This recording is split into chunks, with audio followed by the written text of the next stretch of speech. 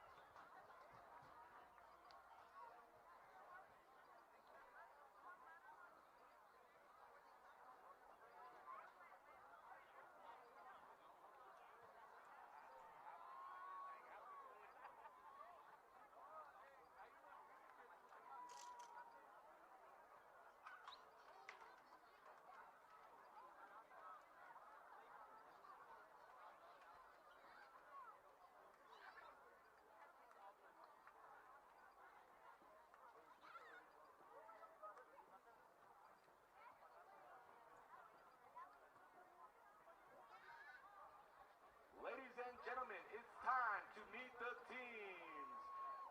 First, we're going to be introducing the visitors, and they have elected to go defense.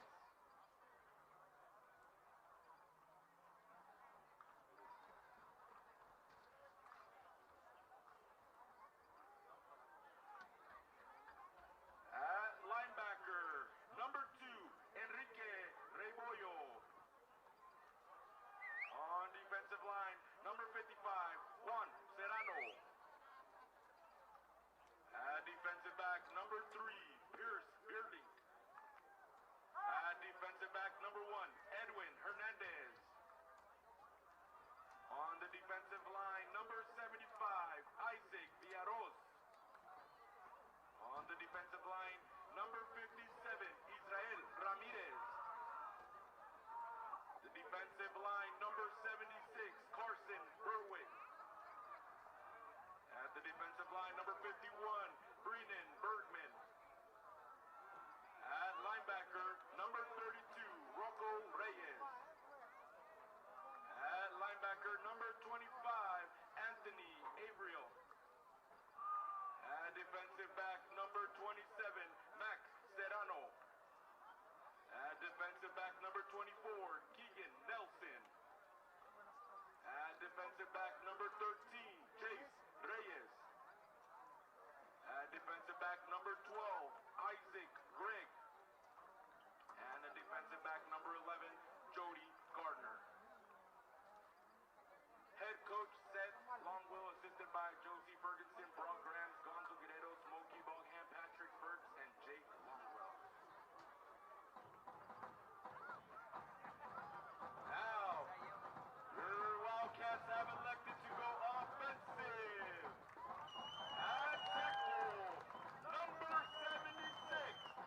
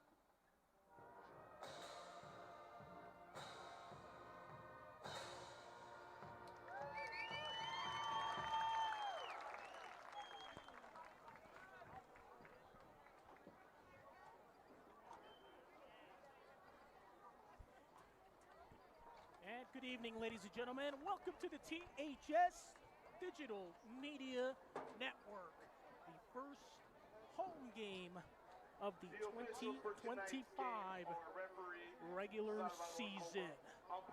Hello, everybody, again. My name is Antonio Tony D. Dominguez alongside the THS Digital Media crew. Alongside, we're going to have a student along here later on here, so they'll be providing some extra context in terms of these players. But first, let us go over at where the Wildcats are at and also the Quincy Jackrabbits. First, coming off a tough loss, which was nothing short of a defensive battle. 13-3 loss to the Prosser Mustangs, unable to repeat the results from last season. And unfortunately, in that game, losing their starting quarterback, Jason Sanchez, who is looking to be out multiple weeks. And according to people that I've been talking to, are hopeful that he returns the last few games of the season, 2 or 3 games. We'll see how that holds up. But nonetheless, the big story is who can fill the role of Jason Sanchez. And we're going to have a couple of players here tonight trying to see if they can get the offensive side of the ball moving. Tigran Hernandez is going to be one of the couple of players here tonight that's going to look to get some snaps in at quarterback. And hopefully he can get that team rolling forward. And so a lot here riding on the line in terms of how this season can swing. You have to happen to imagine it's going to be a tough sledding season if the Wildcats were to lose here tonight. But however, this team, well coached, minimal penalties, able to move the ball when they need to, able to run the ball in situations when they need to. Now it's all about putting that together and seeing if the Wildcats can move forward. So right now, both teams flipping the coin, see who's going to receive, who's going to kick off. Quincy Jackrabbits are going to choose to receive. Looks like the Wildcats are going to defer to the second half. And so, both teams getting ready. We're going to have to talk about the fact, when you have a new quarterback in there, how are they going to perform? Are they going to be able to perform the duties that usually Jason Sanchez, who is a true veteran now, looking to hopefully take over and fill over some big shoes, at least for the next 4 games, it would seem like. And depending on the situation, maybe even more, but that's in the future. Right now, you're worried about this game right in front of you, a winless Quincy Jackrabbit team. Had some troubles moving the football on the offensive side of the ball. Defense, or some question marks around there as well. But here tonight, the opportunity for the Wildcats to show the rest of the league here in the CWAC 2A Game of the Week. Top of this Wildcats, Quincy Jackrabbits, moments away. Number 12, Isaac Gray. Angel Ambris getting ready to kick this one off. His first home game a couple of weeks ago. Having some trouble placing that ball when kicking off. And we'll see what happens here. Ball at the 20, taken by the Jackrabbits and brought around 4 yards by the Rabbits. Well, last week's performance, mostly defense for the Wildcats. Although they came out with the loss, that defense did not bend very much. And the Jackrabbits will start their first drive. And that's one thing you have to consider is this defense is starting to prove its worth. They can hang in there with anybody. Unfortunately, now Jason Sanchez, also a contributor on the defensive side of the ball. They're going to have to deal without him here as well when he plays the strong safety position. looks like there's a warning. Player might have an equipment malfunction. It looks like it is. He has to come out of the game. Looks like they're trying to check to see if he has some knee pads on, and apparently he does. But here we go. Two back. And a mishandle there on the snap, and a 2-3-yard loss there by the Quincy Jackrabbits on their first drive. Any way you think about it, Wildcats are able to get to the ball. It's just a matter of when it comes to the third and especially the fourth quarter, are you able to keep up? Wildcats have shown that they are able to. That's what's going to make them a formidable opponent. Jackrabbits again under center this time. Set back, handed off through the middle, and a nice gain there. Give them about 6 yards, third down, and about 7 to go. And looks like that's what they're doing. Quincy Jackrabbits do have a little bit more size up front. The Wildcats this year a little bit smaller up front in the front four. So if you can get your linemen going in the run game, pulling them around, you can find some success for this team on the offensive side for the Quincy Jackrabbits. Pierce Spearlink taking a look around, pass, and drop there by Keegan Nelson. That's going to bring up fourth down. This is where the Quincy Jackrabbits, they got to make a decision, and it looks like they're going to have to punt this one away. Just don't want to give the Toppenish Wildcats good field position, especially good field position to a quarterback that is going to be trying to work his way into this role from here on out. Fourth down and about 6 yards to go. Punt return man down there. Looks like it will be Miguel Fallon.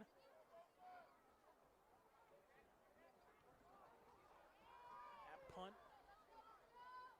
Up and away. And it will settle down at around the 35-yard line.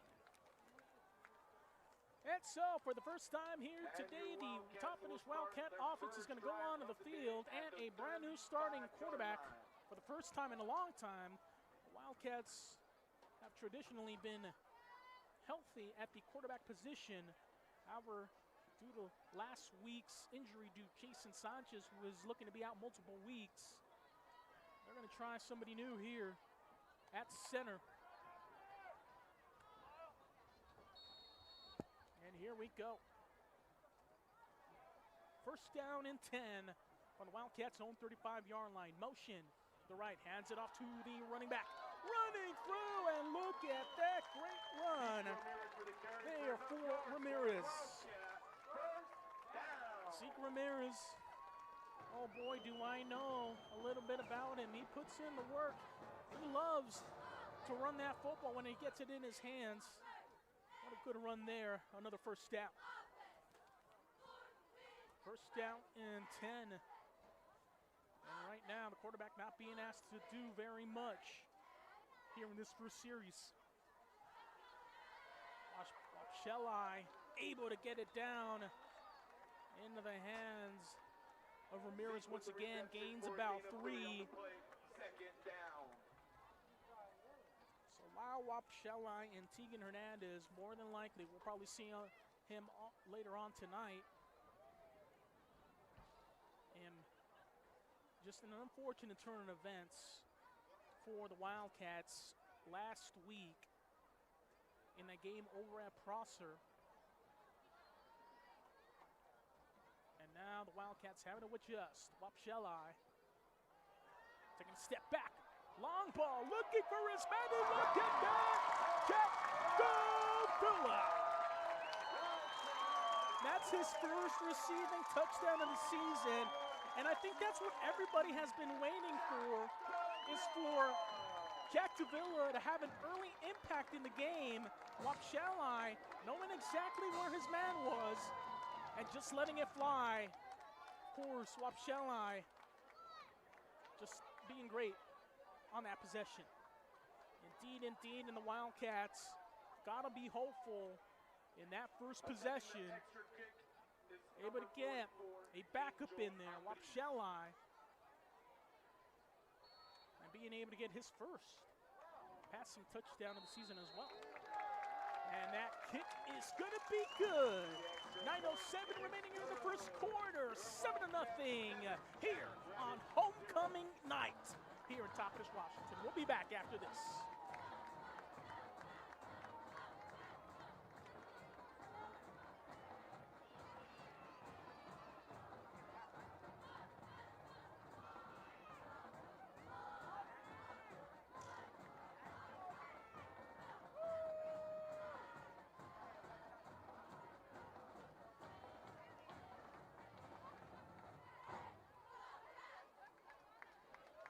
Kicking off for the Wildcats, number 44, Angel Ambris, back to receive.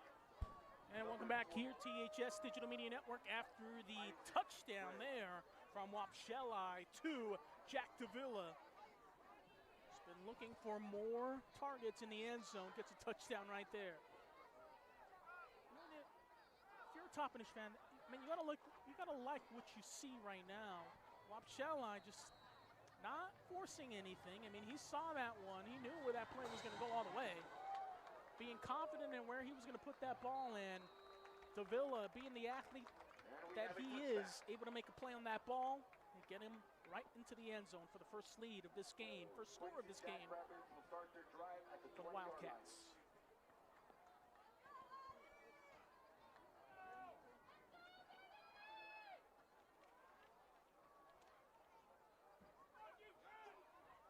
Both teams making their way now back onto the field. Here as Quincy Jackrabbits had a quick series in the last possession.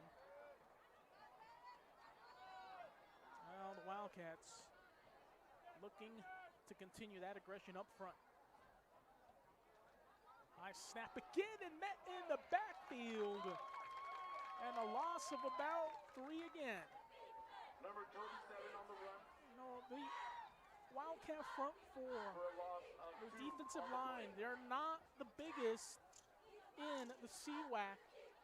But one thing they do have, they have a couple of athletes on that front line. They may not be that big, but boy, do they have some speed and agility and the ability to just make a play. Second down coming up after that loss. Setting up here in a pistol formation. Trips to the left side. Man in motion. Pierce Spearlink able to get a good snap. Being met by pressure in the back. Trying to roll through. No, still slipping through. Loses the ball. Ball on the ground. I'm not sure exactly what it's going to be called. Looks like the Wildcats may have recovered there at the end, but we do not know if the officials called a fumble there at the end, and they did. The Wildcats coming out with another possession. And that's what we're talking about, the ferociousness of that front four, and then backed up by the linebackers. That front seven is just doing their job. They know that they're going to need a lot of energy. They're going to need to make a lot more plays now that you're out and one of your superstar players, one of the players you like to turn to make a play is no longer available. Well, guess what? Teammates step up, make a play. And so back to action. Wapsheli, his second series with Ramirez as his running back. Wildcats have tried couple of other running backs as well. And right there, ball completed and right into the hands of the receiver, Miguel Filan. Well, Miguel Filan, of course, related to Pina Filan from a few years back in 2019, 2020. Boy, did he have some speed. He does there too.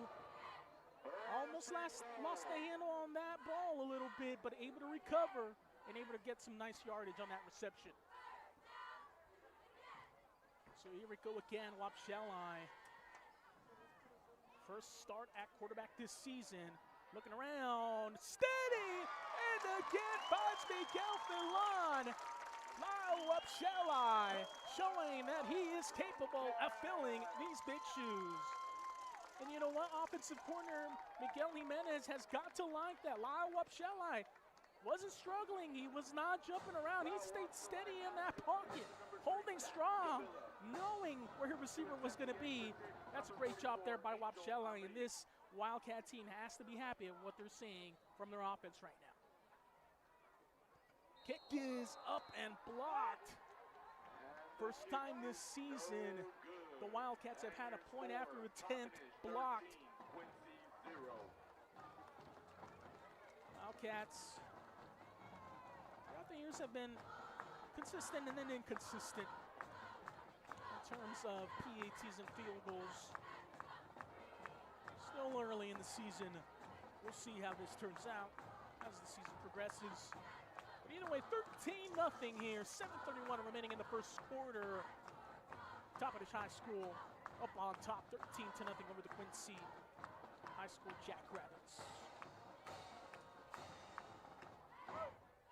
This is something to see, and give all credit to Lyle Upshelli. He's taken this role and sort of just, it might be his season this year. Who knows?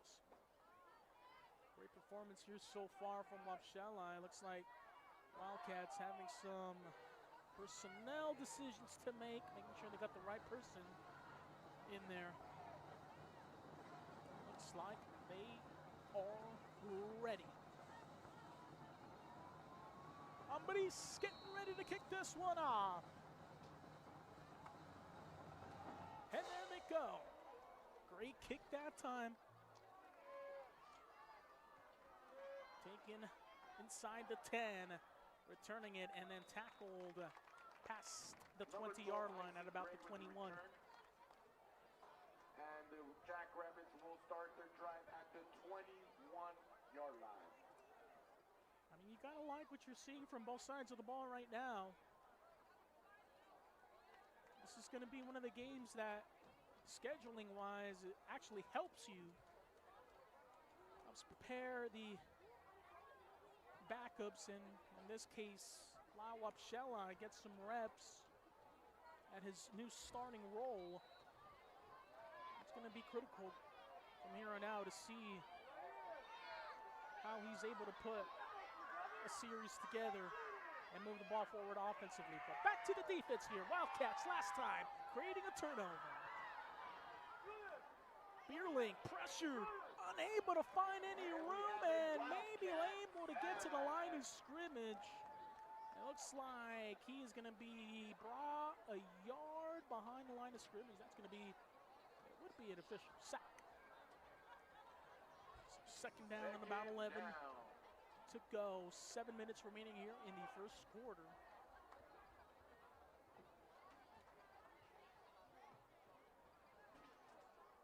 Happen to see everything here.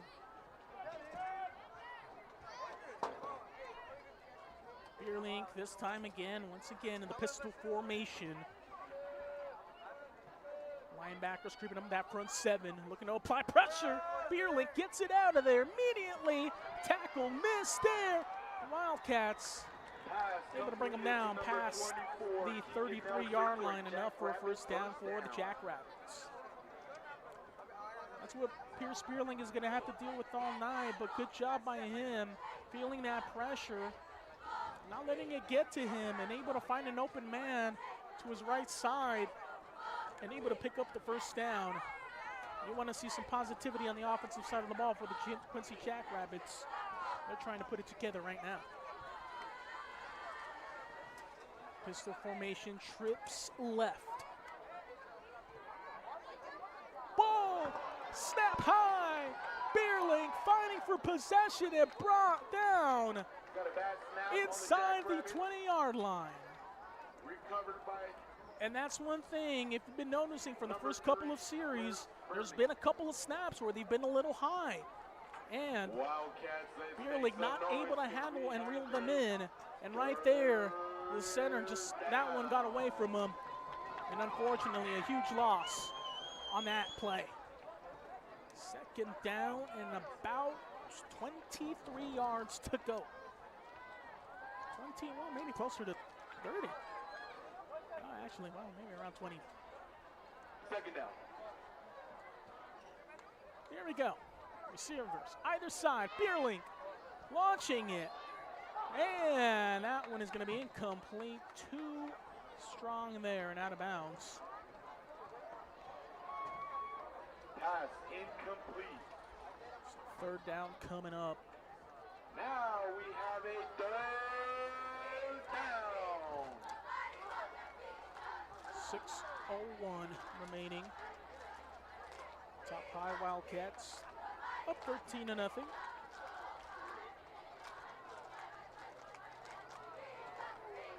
Pierce Beerlink is just, you need to get that running game going, put some pressure off them, and put this, try to release some of that pressure that the front seven that the Wildcats are having on this Quincy Jackrabbits offense. Screen right into the running back's hands, able to get a few yards, and finally brought down at about the 30-yard line, 31 it appears officially.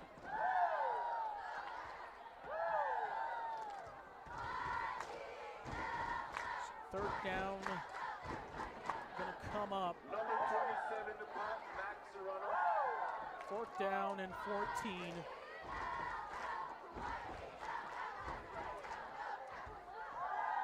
So, see what the Wildcats are gonna try to attempt a return. They're gonna go.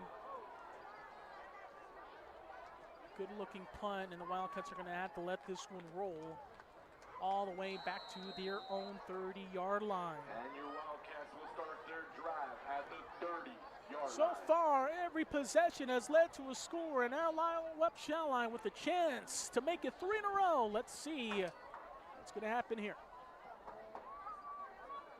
So much to account for, so many things that can happen, and guess what? This is great. Wildcats finding something on the offensive side. Not only that, not just from the ground, but through the air. Lyle Webshellline showing that he is going to be the man capable so far of filling the quarterback role until their starting quarterback, Jason Sanchez, who looks to be out multiple weeks, is going to have to take over this starting quarterback role. From the gun again, right into the hands of the Wildcats, running through tackles. And finally, after a gain of about 17, Tegan Hernandez is brought down. And that's one of the things, Tegan Hernandez has been part of that running back rotation. Audrey McCord also another contributor on that side the last couple of games.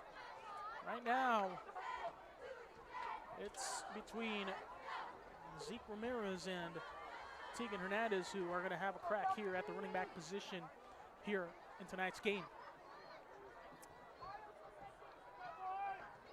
Webshellline with a fresh set of downs. To the inside, Hernandez finds a lane. Woo, and to the house. Tegan Hernandez, a 54-yard run for the first touchdown, his first touchdown of the season. And that's what we're talking about. Finding that run game is going to be just as important as finding that pass game, because guess what? We're going to play up against tough teams like the Afraid of Tigers, like the Sela Vikings. You cannot be one-dimensional. You're going to have to use every tool available at your disposal. You're going to have to pass, you're going to have to kick, you're going to have to punt. It's going to take everything, especially when you're down one of your star players. Kick is missed, second missed PAT. Nonetheless, the Wildcats are up 19-0. Take a short break, be back here, THS Digital Media Network.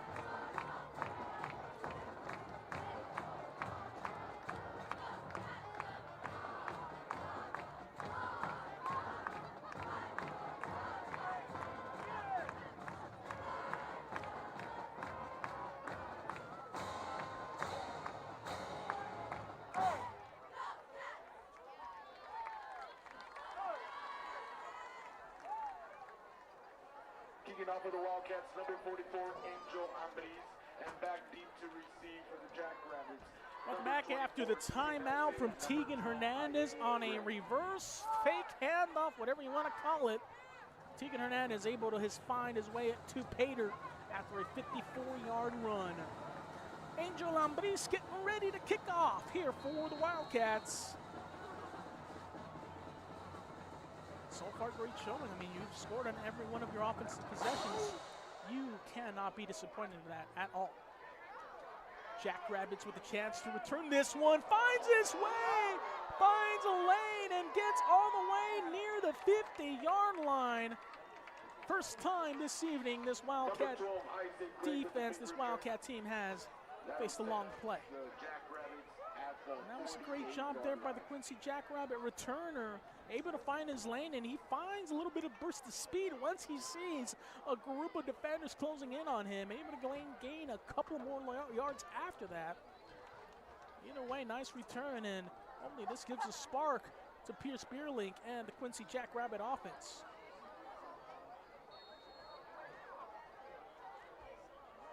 Wildcats so far not allowing any scoring. Minimal yardage for the Quincy Jackrabbits. Beerlink in the gun. Gets it out, and the receiver is brought down right at the line of scrimmage. Jace Reyes there on the reception. Not able to get very much on that one. This is what we mean. The Wildcat team is just able to fly to the ball. All the players, as soon as their assignment, as soon as they feel that the ball is running the other way or going this way or that way, they immediately get to that point. They do not try to slack around. Second down to about 10. Beerlink taking a step back, quick. Tries to find his receiver, but that is going to be dropped incomplete. Pass incomplete. That one intended for Keegan Nelson.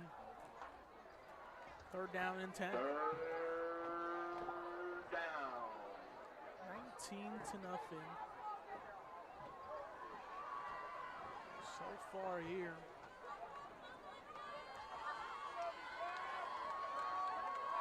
Beerlink.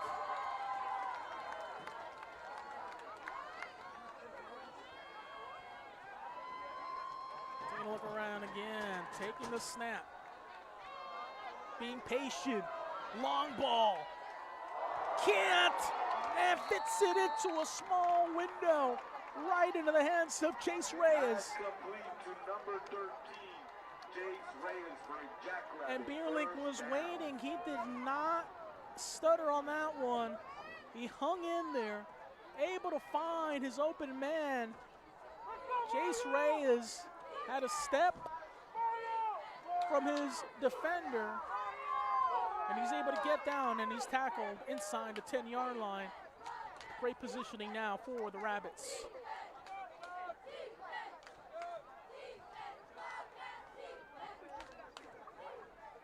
This Quincy Jackrabbit offense hoping to get something positive here. Met in the backfield and loses about 2 yards on that one. For no gain on the play. Second down. Second down coming up. Right now, running the ball isn't necessarily the best option, considering the offense hasn't really turned out any positive rushing yardage. You might have to look to throw this, but it's kind of where the Wildcats can be deceiving. Like, you think they're tired from the running that's been done here tonight, and then all of a sudden you're trying to pass it, and then you got a defender right in front of the pass and intercepted. That's what you're looking to avoid. And pass is incomplete there from Beerlink. Jody Gardner, the intended receiver. And it's going to be third down. Wildcats, let's make some noise because we have a third down. Jackrabbits, should you consider going for it should you not get a score here? That's one thing you have to keep in mind.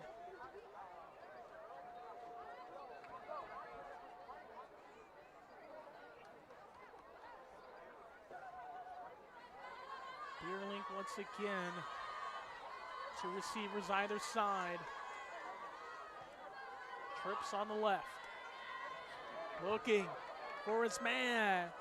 And that pass is caught for the touchdown by Nelson. Touchdown, Jackrabbits.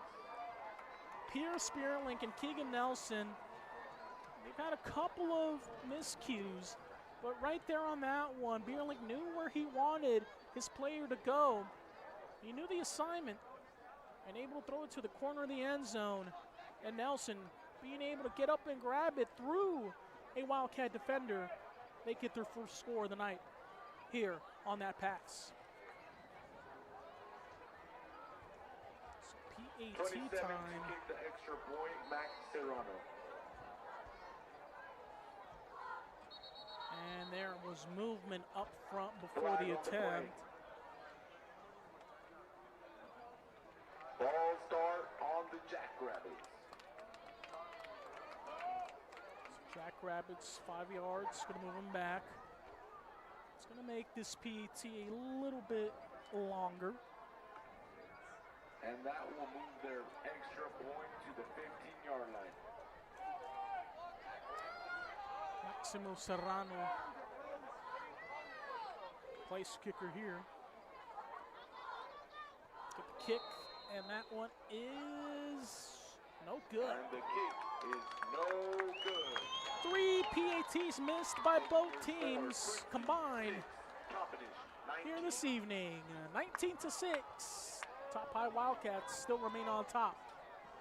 Take a quick timeout. Be back here, THS Digital Media Network.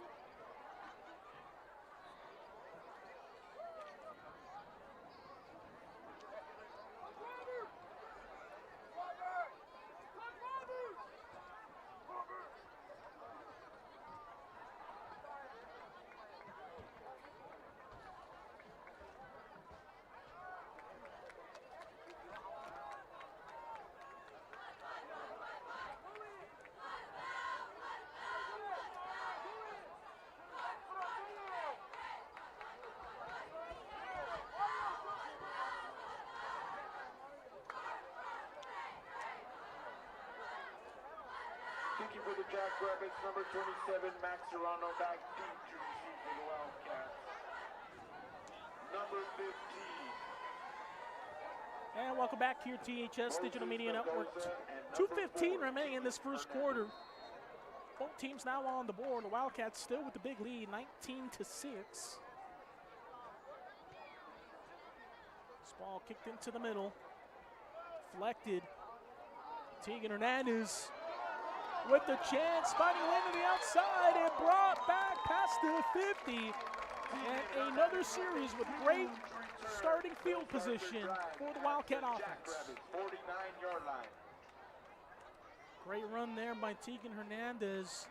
Commits to that lane and able to get some great yardage on that one. Set up his offense for hopefully more points here. First down and 10 at the Jackrabbit 49-yard line. Lyle Wapshelai showing some great skills here in the first half, first quarter in fact. Ramirez with the reception, running hard, running through defenders and all the way past the yard mark. And another fresh set of downs. Zeke Ramirez, they weren't necessarily planning on using him that much at the running back position this season. However, just some inconsistencies and some things that folks wanted to see more of. And Ramirez right now definitely showing some ability here versus this Quincy Jackrabbit squad of running the ball effectively. Tegan Hernandez and Audie McCord also part of this running back committee. Hernandez, and by a couple of defenders in the backfield, trying to hop his way, gets through more. And then a flag thrown and all the action down there. Let's see who it's going to be against. Could be in the area of holding. And it looks like it's an illegal block in the back by the Wildcats. Holding on the Wildcats will move them back 10 yards. I'll give all credit to Tegan Hernandez on that one. He just kept that play alive. He did everything he can, and he put that forearm down to make sure he stayed upright.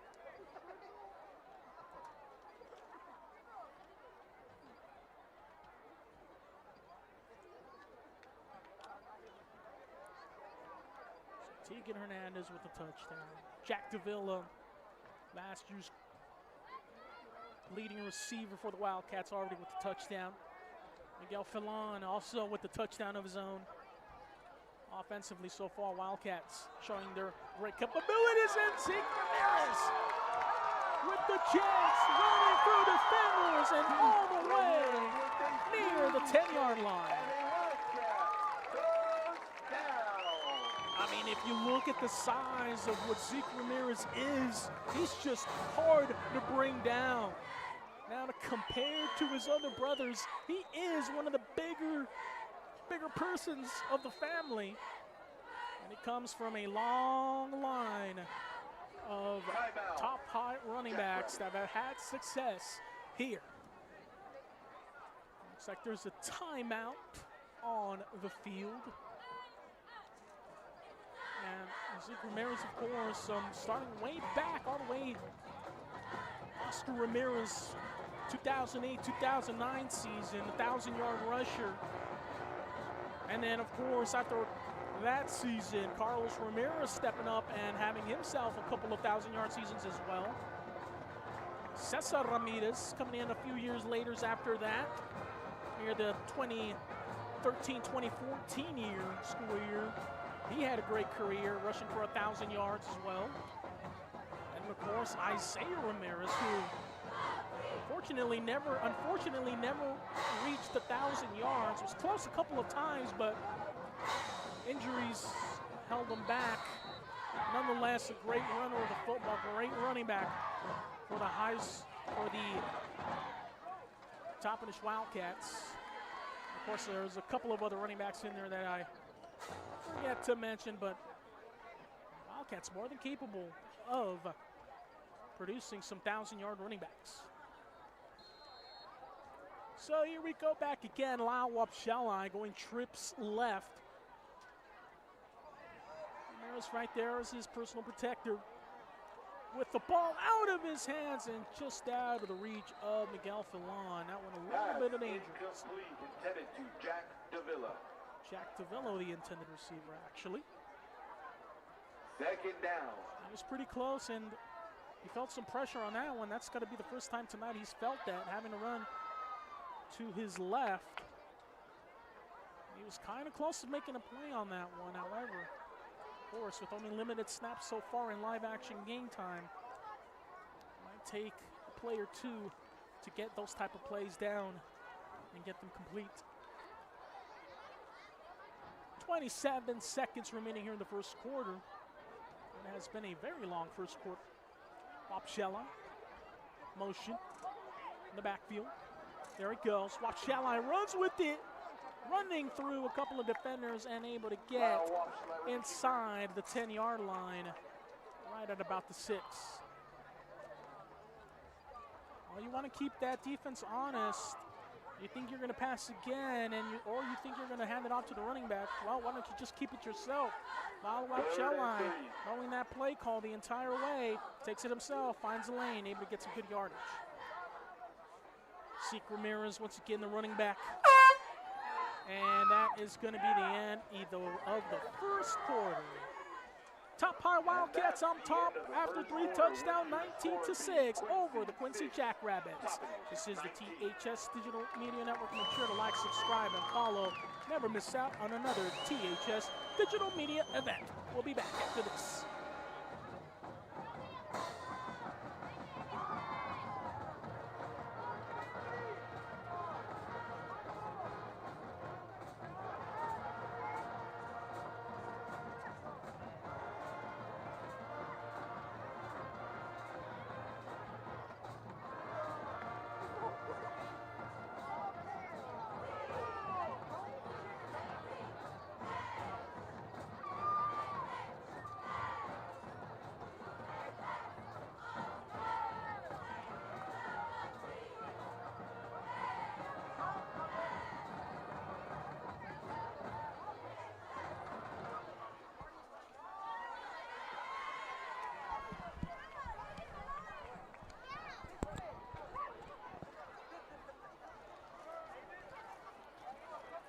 And welcome back here at THS Digital Media.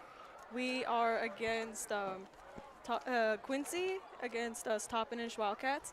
And from what we're seeing so far, we have 19-6. And since we had a pretty tough loss against Prosser, and what we're doing so far is pretty good. But mostly, what I see is that Wildcats have good defense, but mostly we get tackled down in the first few seconds of playing. Quincy Jackrabbits, mostly they're pretty good as well, but mostly they just need a little more communication as well. What do you think? Lyle Wapshela, how do you think he's performing at quarterback here tonight? He's doing pretty good since Jason Sanchez has recently been injured, and Lyle Wapshela has been required to do quarterback. He's doing pretty good as well. So one of the big takeaways here of this game, different starting quarterback Lyle Wapshela taking this assignment and able to make good here in the first half. Second quarter beginning. Wapshela taking a look around, rolling to his right, trying to find it. No, that's intercepted. Ball is going to be taking out past the 20-yard line, and Wapshela intercept the pass, number 11, Jody Gardner. Perhaps not getting the route that he wanted, and that results in a Wildcat turnover. And I see what you mean. Wapshela still needs to get comfortable rolling out and passing at the same time. Sometimes you don't get that much practice, and can lead to mistakes. And unfortunately for Wapshela, already with 2 touchdowns, 2 passing touchdowns to his name, unfortunately adds 1 turnover, first interception of the game. I think this is where this game is going to be going. I mean, you do not want to give that much momentum to the Quincy Jackrabbits. They've shown that they can put it into the end zone. So you do not want to risk too many things. There's Lyle Wapshela getting off the field, trying to get everything set.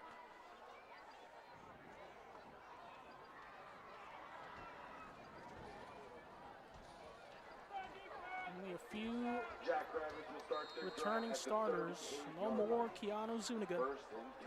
Instead, it is running back by committees so far here in the first 2 games of this 2025 season.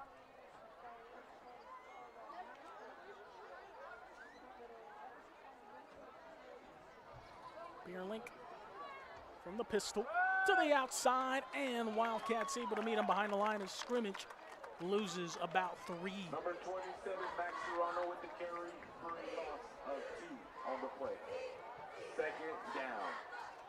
Again, Wildcat front 7 able to do some good work in that play.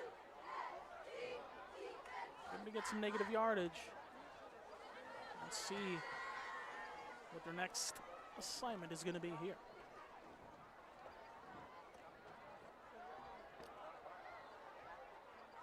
Two-back set. Pistol look formation. Full house. And a quick slant there in the middle to Reyes. Number 13, Jace Reyes. And he's going to get that completion. Gets about 6 yards on that reception. It's going to be 3rd down. Wildcats, let's stomp our feet because we have a 3rd down. Now, Layla, who do you think needs to make a play right here in order to get the Wildcat defense off the field? Could it be Jack Davila make something happen? Or could it be, I don't know, maybe an Zeke Ramirez maybe getting a sack behind the line of scrimmage? Both could be amazing to be playing on the field. But I feel like Zeke Ramirez, a former junior, he could make some play on the field as well, including Jack Davila. Ball in the air, and look at that. Davila had a hand on that one. Pass incomplete. Great positioning there, and had he not been there, that could have gone a long way. It's going to bring up 4th down.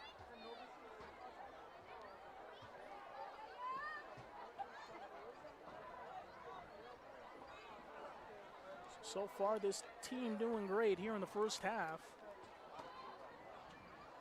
3 touchdowns, 2 their name, and the Jackrabbits with 1. Bunting for the Jackrabbits. Wildcats are able to hold this Quincy Jackrabbit. They're going to try to get their defense off the field. Long snap. Snap was a little off right there. Ball is going to be bouncing back all the way to the 24-yard line. And that's where the Wildcats will get their start. Now, Lawab Shelai, he's had these last couple of series have been the first series he's really struggled with. Quincy Jackrabbit defense making some minor assignment adjustments on their defensive side. And of course, right now it's seeming like Lawab Shelai still trying to get used to rolling out and throwing on the run a little bit. Let's see if that's going to change up coach's game plan. Perhaps try to keep Lawab Shelai in the pocket. He seems comfortable in the pocket when he's in. Drive at the 24-yard line. First and 10. Now that's what a lot of quarterbacks have trouble doing is, staying in the pocket. And, at this level, at the high school level, it is very advantageous if you have a player, a quarterback, that is able to stay and hang in there without having to scramble or having to run around and just make the reads and make the pass. And so timeout on the field by the Wildcats. They want to get everything correct. 10 minutes remaining, 8 seconds plus remaining here. Second quarter. I'd like to thank all of those of you joining us from wherever you may be at. Homecoming night here. All the homecoming festivities and parades held the last couple of days, and of course here tonight, or today, earlier today this evening for the Toppenish High School students. What a great moment, and I swear these homecoming events getting a lot flashier and flashier as the years go by. What a great experience for everybody involved. So here we go. After that timeout, make sure everybody's on the same page. First and 10. Wapshelai trying to come back and get some good positive plays going after that turnover last series. Seek Ramirez running into the middle of that Jackrabbit defense, gains about 4. Second down coming up.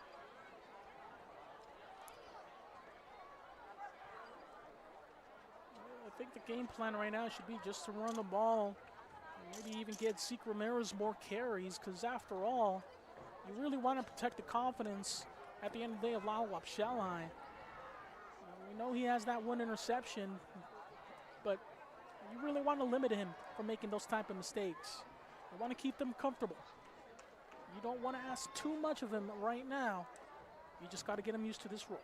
Wapshelai again, finding a long pass, looking for his receiver, and that one nearly intercepted and dropped. Trying to find Miguel Falon. Excuse me, Jack Davila. Jack Davila, the intended receiver.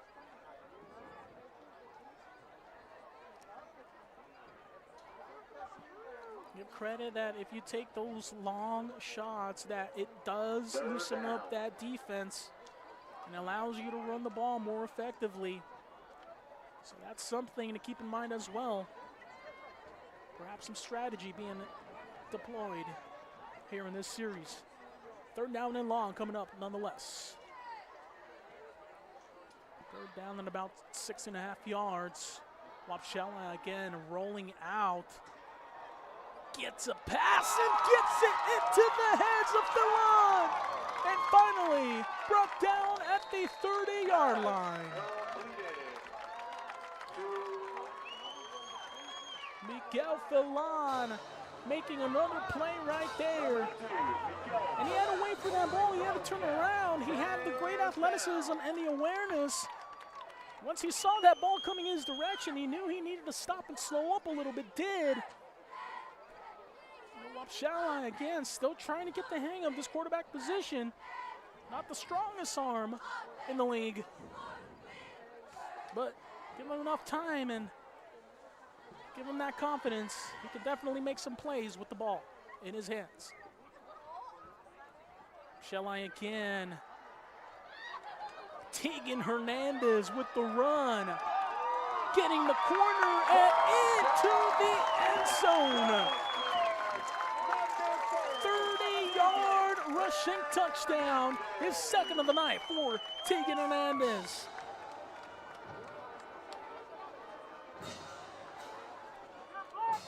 And already nearing 100 rushing yards, Tegan Hernandez. That's something you want to see. Tegan Hernandez, of course, looking to find a role in this committee of running backs. Certainly doing it here tonight. Second rushing touchdown of the evening. That kick is going to go up and good. 26-6 the score. Wildcats up by 20. Take a quick timeout. Be back here. THS Digital Media Network.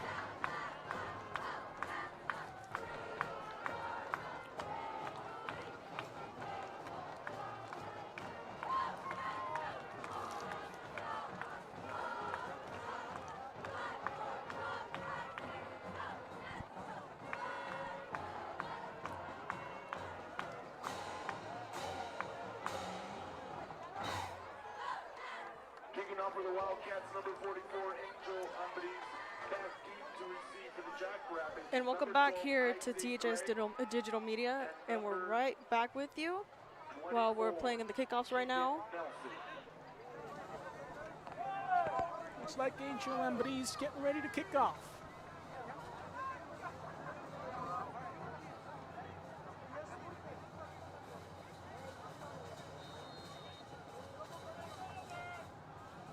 Wildcat team feels like they're a couple plays away from breaking this one open. Rabbits with a chance to return this one. Stopped at the 20. Ball is out! And it's going to be a special teams touchdown. Wildcats. Luis Ramos right there on the loose ball. It gets it into the end zone. Well, that's one part of your Wildcat team that you wanted to see make a play. Special teams right there. Kickoff. Jackrabbits trying to return it. Returner not able to handle the ball. Loses it. And the Wildcats with an easy pickup and go into the end zone. And just as quick as they scored again. And that kick is no good, but however, there's a flag. Oh, there's a flag on the play, so this will be re-kicked as it appears it's against the Jackrabbits.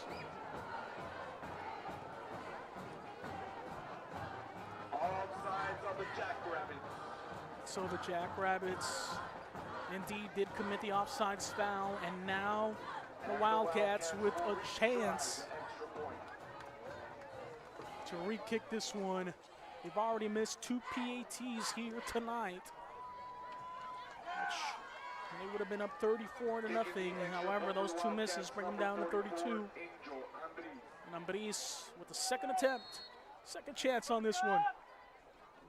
Kick is up. That one is good this time. Able to call it back, run it back, and gets the point.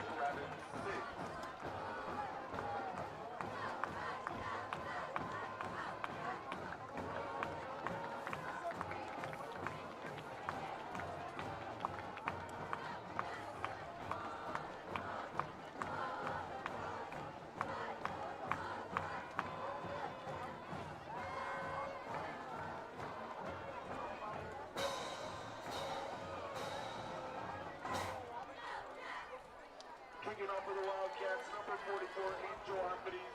Back deep to receive, number 12, Isaac Gregg, and number 24, Keegan Nelson. And so here we go. Angel Humbries is getting set again to kick this one off after that last Special teams turnover by the Jackrabbits. Wildcats able to pick it up and go right into the end zone. That's a little unfortunate for the Jackrabbits. It seems like you were one play away from shaking the confidence of this Wildcat defense. And now that ball kicked into the end zone for a touchback. Jackrabbits will take the ball at the 20-yard line. So the Quincy Jackrabbits at the 20-yard line. That's where they're going to begin their next offensive series.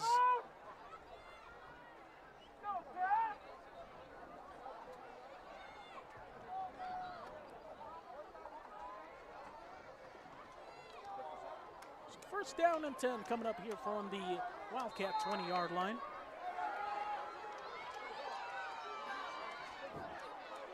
So much action occurring here. Of course, multiple league games happening all across the Yakima Valley. So you tune in into your local station, your local Facebook, YouTube, and FHS network as well. And again, handing it off. Beerlink handing it off and only able to gain running back for about, loses about one, luckily on that one. And I think this is what might be frustrating the Quincy Jackrabbits here, is just their inability to effectively run the ball. They've had a couple of good runs, but overall, they just have not been able to consistently get to the line of scrimmage. And right now, being forced to play a little bit more of the passing game, which against this Wildcat secondary could be troublesome. Handed off in the middle, but yet again, the Wildcats' point of attack and being brought down after a gain of about 5. Third down coming up. Tackled by number 55, Carlos Melgoza.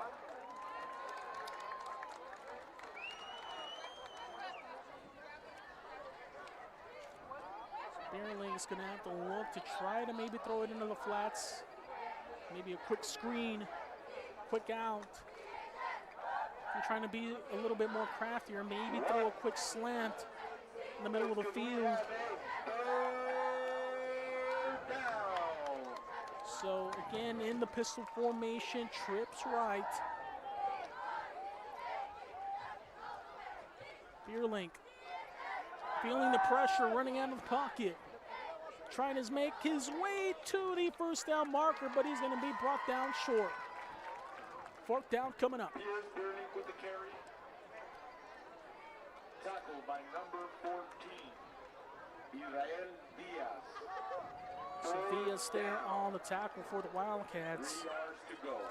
Eliminating that Pierce Beerlink, who was definitely eyeing that first down marker. Running for the Jackrabbits, number Good play made there by the Wildcat defense. 27, Max Serrano.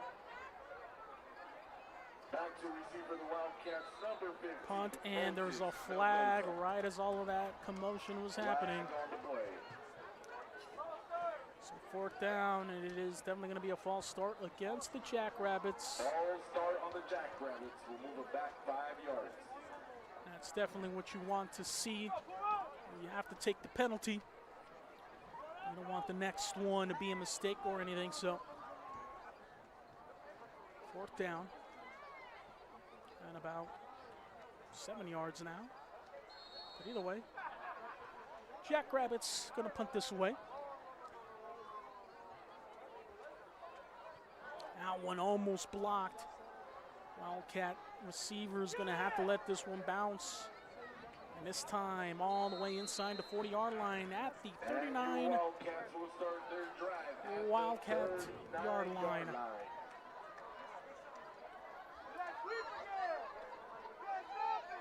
5:35 remaining here in the second quarter.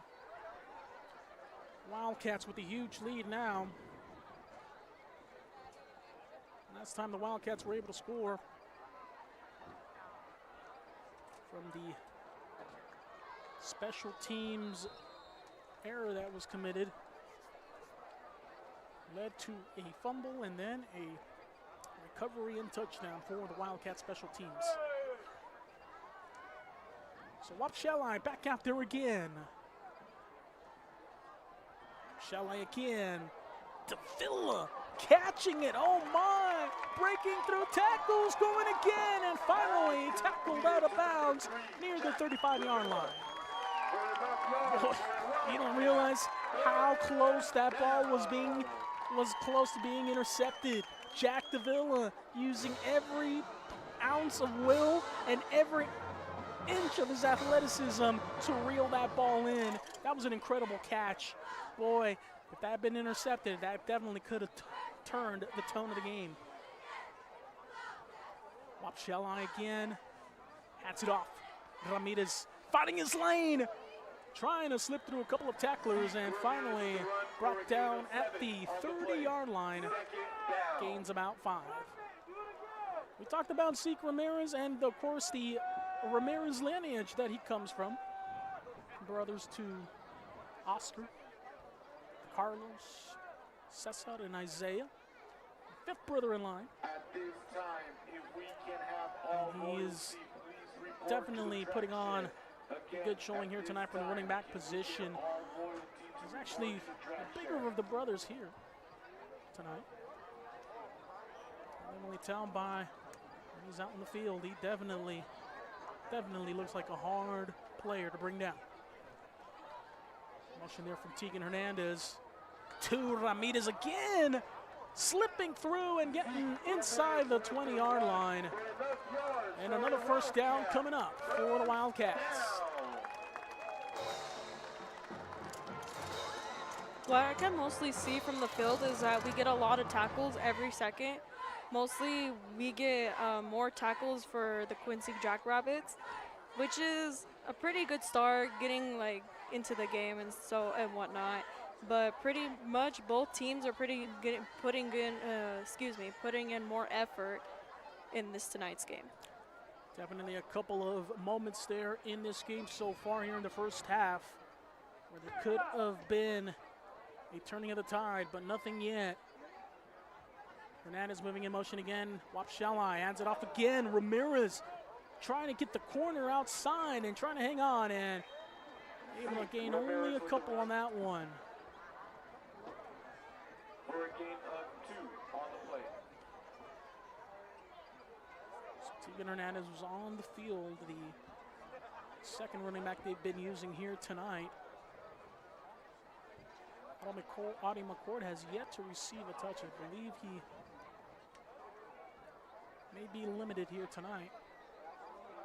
So therefore you're seeing these two running backs in Tegan Hernandez and Zeke Ramirez getting the ball in their hands.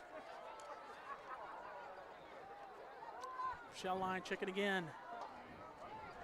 Snap is low. Wapsheli measuring Davila, and that ball is gonna be out of bounds. Wapsheli trying to find Jack Davila. He was open there for quite a few seconds. Wapsheli feeling some pressure. It took him a half second too late to see the open receiver.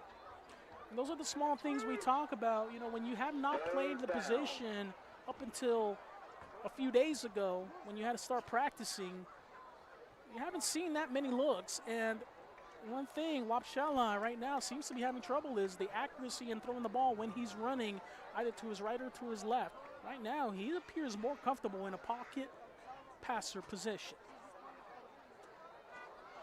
Again, right there, Wapsheli gets into the hands of his playmaker, Davila.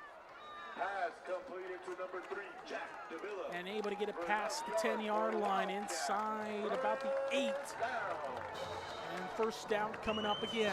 Tackled by number 11, Jody Gardner. 2:49 remaining, 33-6. Wildcats with a great start here in the first half, and hoping to continue that. And just a reminder, concessions are open. Again, concessions are open. Wapsheli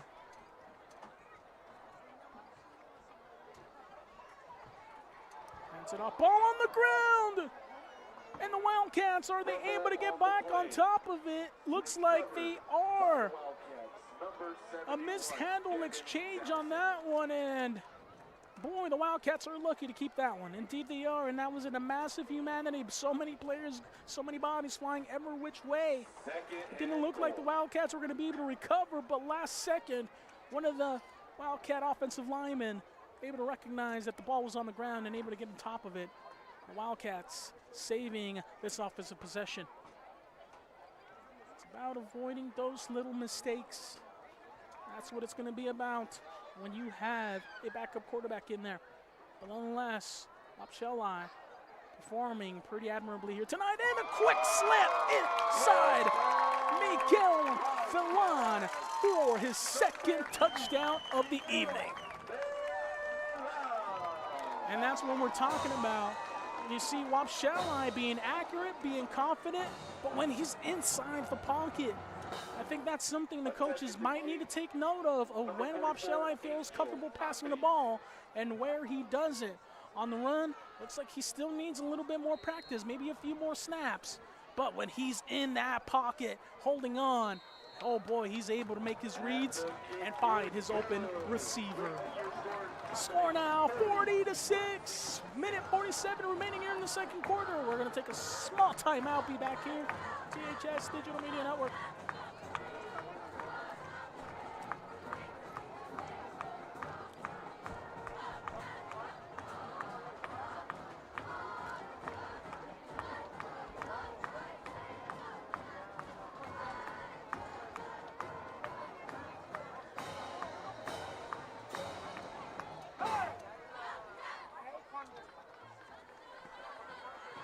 Kicking off for the Wildcats, number 44, Angel Ambris. Welcome back here, ladies and gentlemen. Antonio Tony D. Dominguez alongside with the THS Digital Media crew and, of course, our special student here, Layla, joining us on commentary here this evening. Angel Ambris getting ready to kick this one off again, 40-6, as he is leading a team that is running on all cylinders right now. What more can you ask for? You have a touchdown. On special teams, you have multiple touchdowns on offense. Maybe you need a true defensive touchdown. Maybe a pick six, fumble recovery to the house, something like that. But the Wildcats seemingly firing on all cylinders right now. Minute 47 remaining. Second quarter, first half. Friday Night Lights, what an amazing experience. Hope you're enjoying your time from wherever you're at, whether you're at home or whether you're out here, or maybe you rewatch this back, who knows. Of course, all of our THS Digital Media content available on YouTube. Make sure to like, subscribe, and follow, and never miss out on other events. And of course, always rewatch back the memories. Pierce Spearlink stepping back, being forced down to the pocket and sacked. Loses about 3 yards on that one. And that was great pressure from the front seven of the Wildcats. Able to keep Pierce Spearlink contained. He has the capability of running out of the pocket, making plays with his feet. But this time, doing a better job of containing. And of course, Wildcat defenders making some plays, and incomplete pass there on the attempted screen there from Spearlink to his receiver.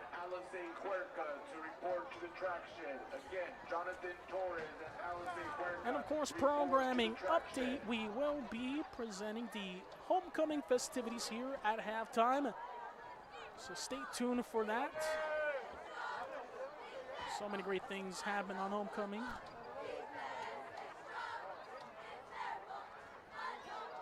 Of course, tomorrow, Saturday, so many great college football games happening here in the state of Washington.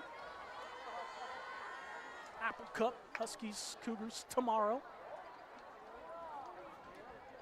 Pierce Spearlink under center, stepping back.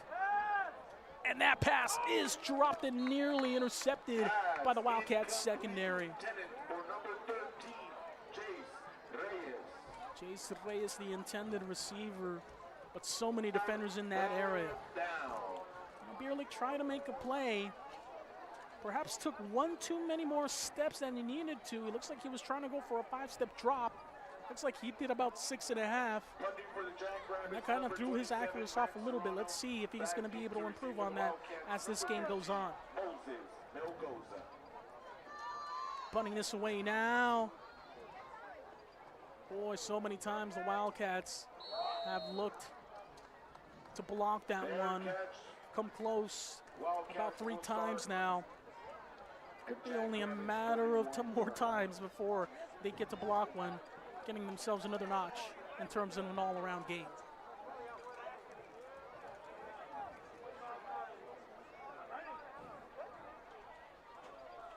So Wildcats with a minute to work with, 2 timeouts. We're going to hope to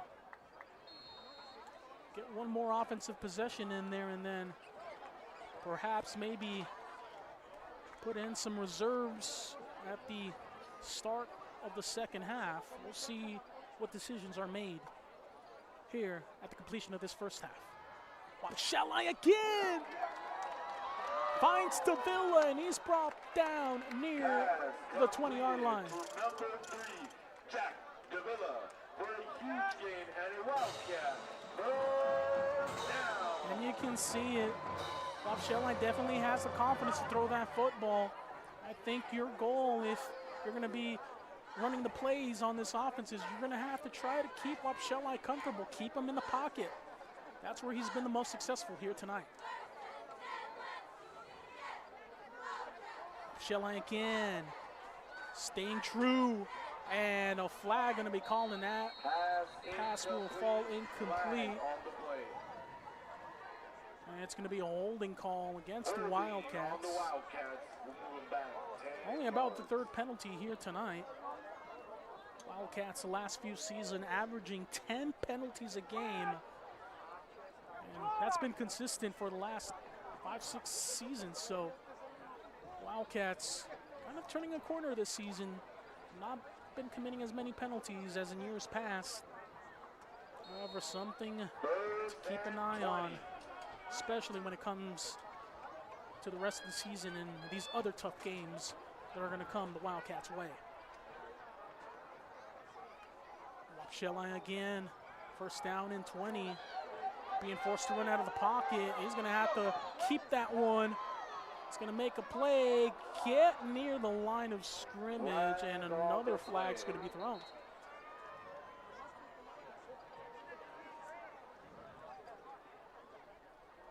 Could it be a legal man downfield? We'll see. And then it's another holding call, and it's going to be now first down and 30.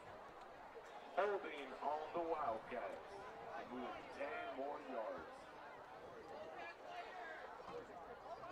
First time here in this first half that the Wildcats are dealing with the offensive difficulties that they're dealing with. Penalties, and now they find themselves 30 yards back. And just a quick reminder, no artificial noise makers. Again, no artificial noise makers. Thank you for your cooperation. Shelley hands it off again, and there we go! We see Ani McCornan finally brought down after a gain of about 7, and excuse me, looks like that's a new entrant into the game. Esteban Mendoza, the rusher on that play. What a great showing from him. Number 32, I believe.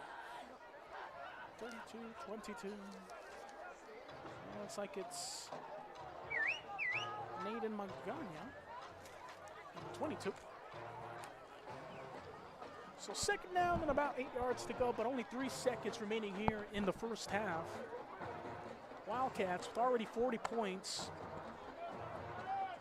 I mean, what more are they going to want out of this? We'll see what happens. Looks like the Wildcats are going to set up for a field goal attempt. Ambris. Attempting a 36-yard field goal, number 44, Angel About Ambris. one of 3 this season, 1 of 4 in field goal attempts. He's going to try to kick this one through for an extra 3, and it is good, giving the Wildcats a 43-6 lead going into the locker room for halftime. Well, ladies and gentlemen, what a first half from both teams. Wildcats find themselves on top. We're going to take a break and be back here on the THS Digital Media Network. Make sure to like, subscribe, and follow and never miss out on another THS Digital Media event. And we're going to be back with halftime statistics and more right after this. Stay tuned for your homecoming festivities here on the THS Digital Media Network.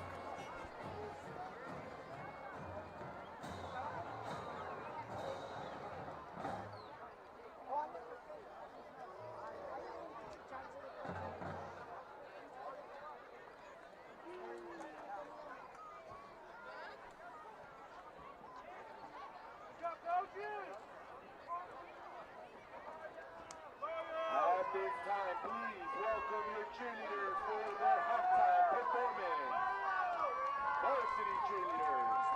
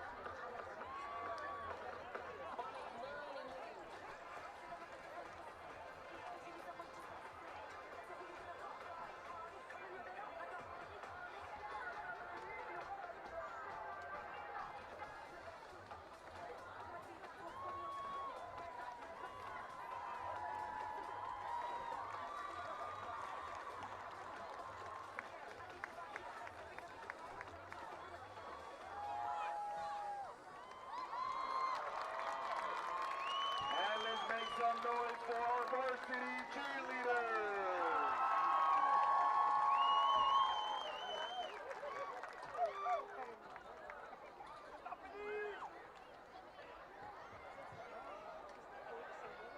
At this time, we will start our homecoming royalty.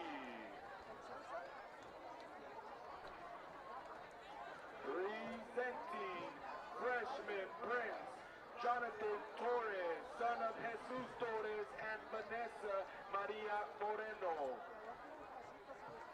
Escorting freshman Princess Alice Huerca, daughter of Juan and Melissa Huerca. Let's give the freshman homecoming a round of applause.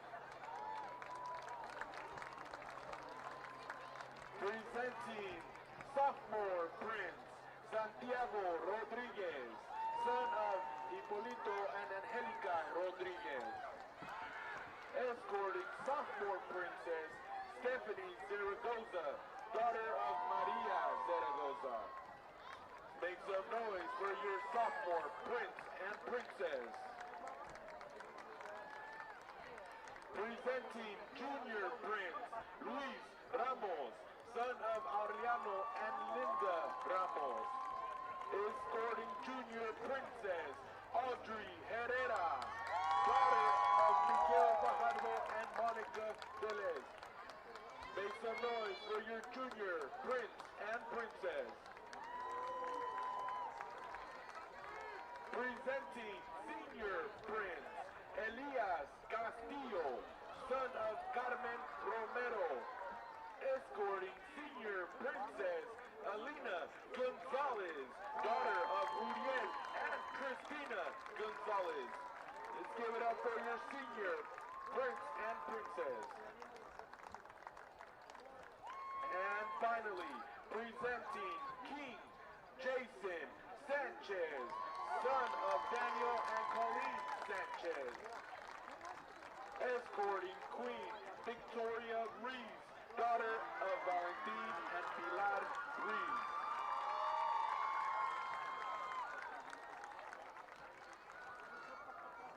Ladies and gentlemen, let's make some noise for our Toppenish High School royalty.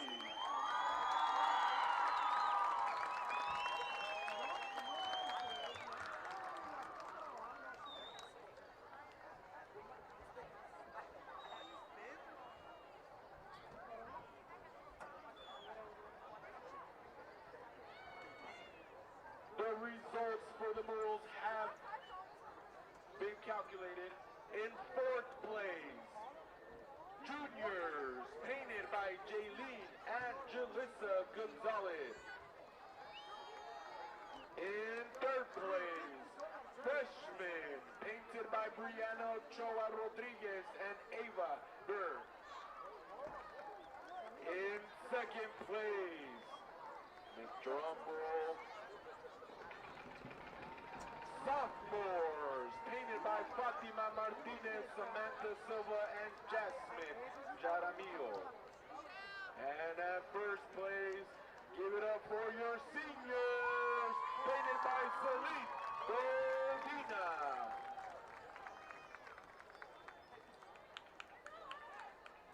And your results for the hallway decoration, coming in fourth place, junior. Coming in at third place,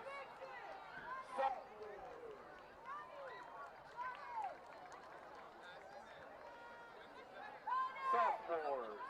Coming in at second place, give it up for your seniors. And first place, freshmen.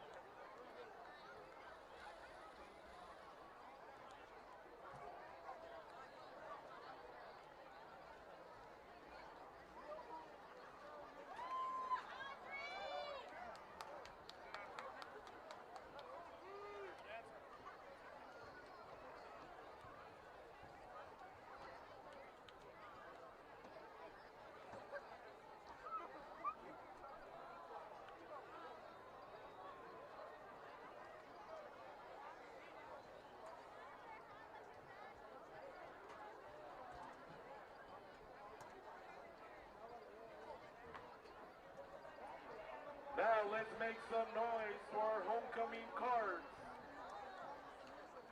First off, we have the freshmen.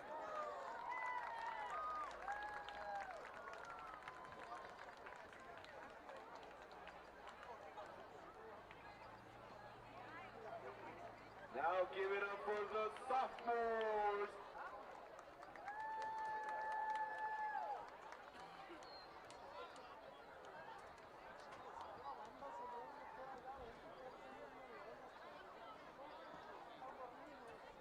Let's make some noise for your juniors.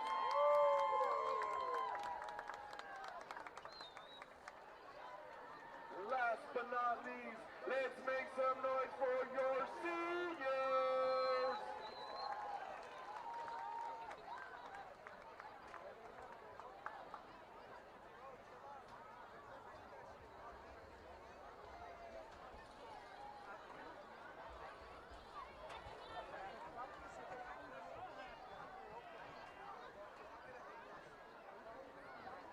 Now, announcing your final homecoming point totals.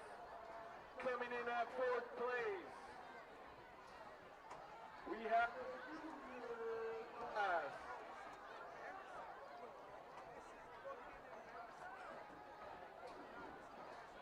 Coming in at third place, we have the sophomores.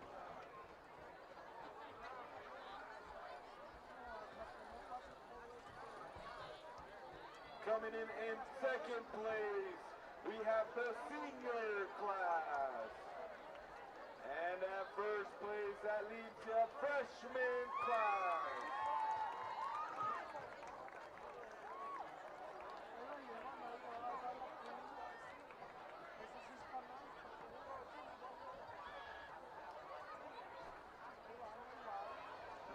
ladies and gentlemen. Let's get ready for tonight's fireworks halftime show.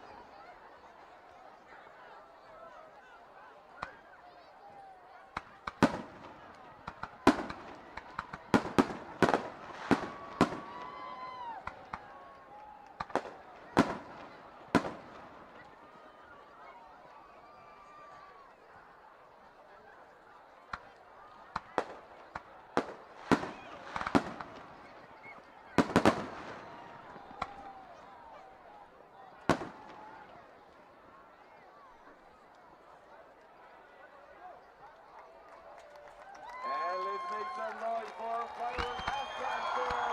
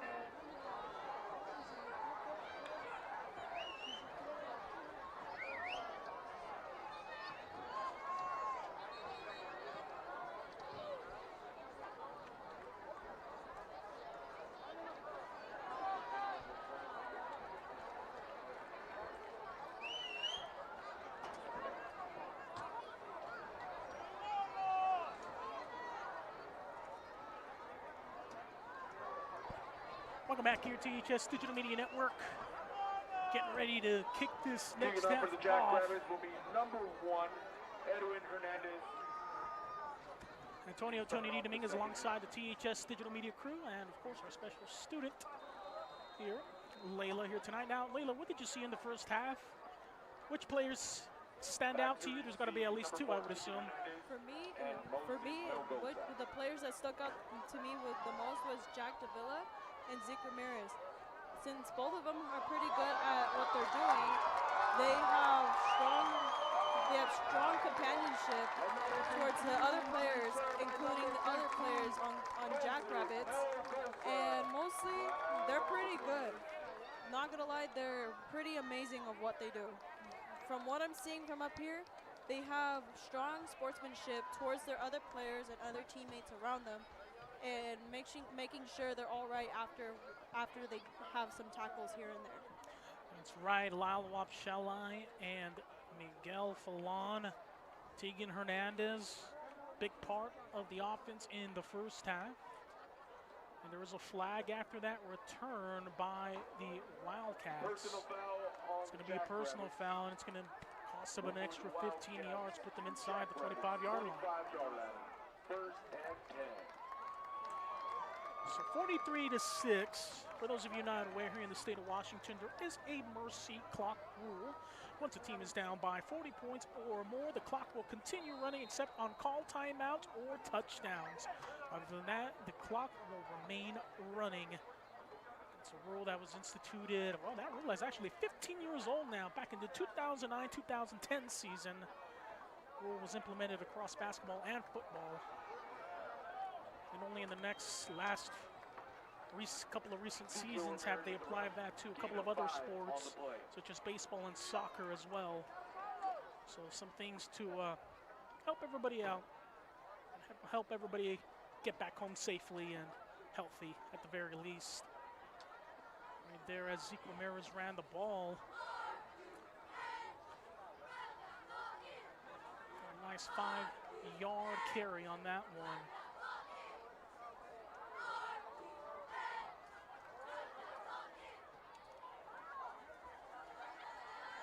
Shelley calling for the ball, and a false start Flag on the Wildcats. Ball start on the Wildcats. Move back 5 yards. Now, Layla, what have you seen? What do you think of the performance here tonight of Lyle Wapshelai? Having a very tough role to fill in terms of the veteran Jason Sanchez, who is, from all reports, he's looking to be out multiple weeks, and looks like he's going to be the one leading the charge as the starting quarterback for the Wildcats from here on out. For me, what I mostly see from Lyle Wapshelai, he's doing pretty good of what he's doing, since he has a big role to fill in, since our former quarterback Jason Sanchez with the injury may be out for a while until he's healed back again. But pretty much Lyle Wapshelai is pretty good at what he's doing. He just needs a little more strength and help for his big role to take over Jason Sanchez's spot. Indeed, some big shoes to fill. Wapshelai definitely getting some help. 2 touchdowns from Manuel Falon. As Manuel Falon, and only handful of catches, already nearing the 100-yard mark. Jack Davila already with the 100 receiving yards in this contest. So definitely a good passing game here tonight from Lyle Wapshelai, showing what he could do. Third down, 10 yards to go. Motion on the other end. Tegan Hernandez moving around, and now Wapshelai standing in the pocket, trying to find Tegan Hernandez, but sails that one over the head of Hernandez. And that pressure got to Lyle Wapshelai a little bit. He could have stepped up in the pocket and avoided a little bit of that pressure, but again, still trying to learn this position, trying to get used to the pressure and everything that happens in between. So it's going to be something to keep an eye on. And again, when Lyle Wapshelai has been the most effective, he's been in the pocket. I think this kid is definitely a true pocket passer for the way he's playing right now. For him, he just needs a little more practice about filling in to be a former quarterback. And for a quarterback, it's very difficult to try. And pretty much that if you do the effort, you'll make it. but pretty much that he's doing great of what he's doing. He's just got a lot of, he needs to fill it in through him, and it will just take some time for him to be a former quarterback. Angel Lambaris, his third missed kick of the night, 1 PAT and 2 missed field goals. It's something that when you are short one of your star players, you're going to need to ask your special teams and your kicker when you cannot get the ball into the end zone. You're going to call up your kicker and ask him to get you 3 points on the board. Quincy Jackrabbits so far avoiding the running clock, able to stop the Toppenish Wildcat offense on that one. That ball all the way to the 35-yard line.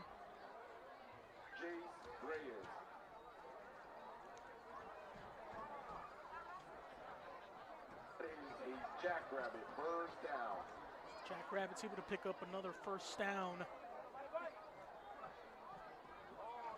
And the Wildcats hoping to keep things steady here on the defensive side of the ball. That front seven has done a great job here today. They're hoping to continue the success here in this second half. Beerling from the pistol, stepping back, tries to find a quick passing lane, couldn't get anything, and he is brought down behind the line of scrimmage. Third time he's been sacked here tonight.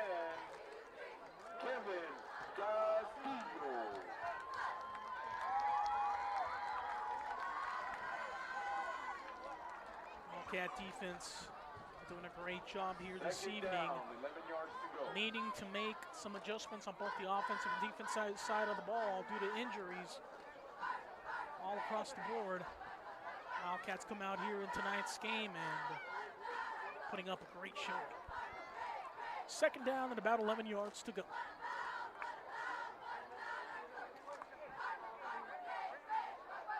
Beerling to the outside. Ray is slipping through a couple of tackles, gains about 3 on that one. And looks like flags after the play.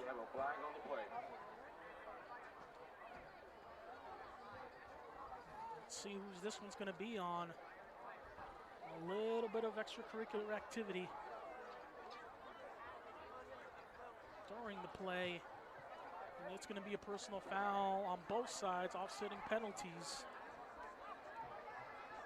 We have 2 penalties on the play, one by the Wildcats and one by the Jackrabbits. The penalties will offset.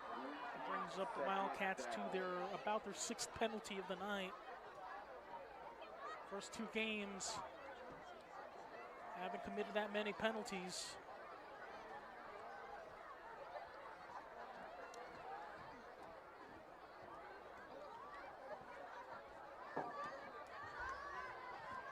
So now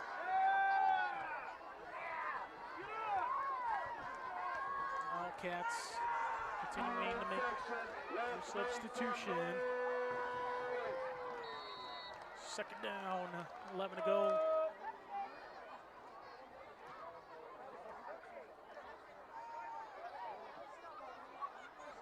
You know, and this is quite something, to see from a defense like this. The Wildcats are undersized this year. Of course, what year aren't they undersized? Oh, a ball on the ground!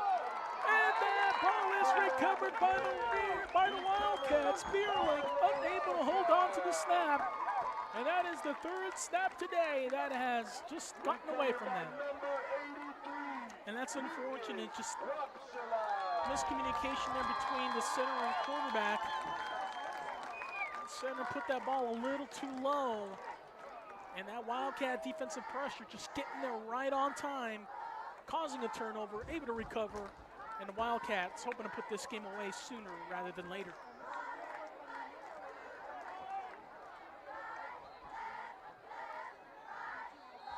Speaking of size, Wildcat offense doing this with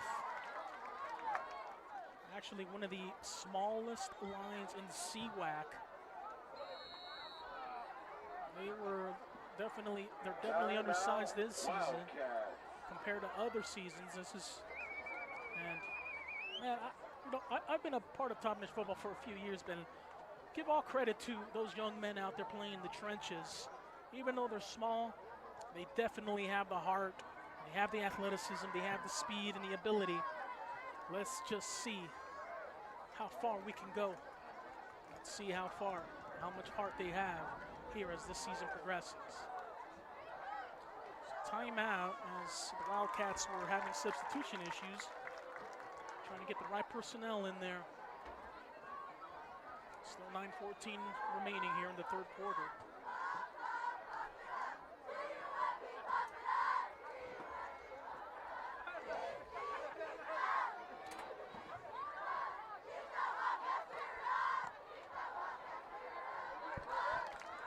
So everybody coming together here.